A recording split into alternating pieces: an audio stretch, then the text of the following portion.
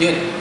After mag-member, ang una-una mong gawin dapat, umattend ka ng mga seminars. At least 1 week series ng seminars. Attendan mo siya everyday. Huwag ka muna mag-invite. Bakit? Kasi ang nagiging failure ng maraming networker on their first few days. Kasi ang ginagawa ng iba, after mag-join, nagre-recruit. Ang dilemma kasi pag nag-recruit ka automatic, what if may mga tanong na hindi mo kayang sagutin? And especially, ang dami kasi sa atin na ang concept ng networking is negative.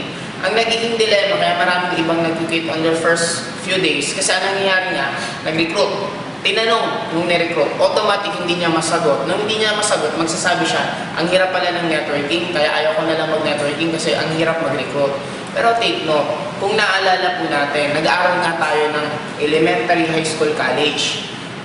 We spent more than 16 years sa pag-aaral na rin. Para lang kumita ng konti.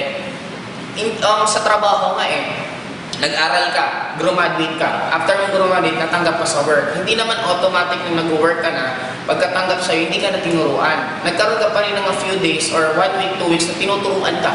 Ano yung dapat mong gagawin? Imagine mo yun, nag-aral ka na doon. Kaya sa networking, dapat ganun din ang gawin mo. Mas maganda, after mag-join, wag mo munang ikwento sa mga kaibigan kakilala mo. Ang gawin mo lang muna, pag-aralan mo ng business.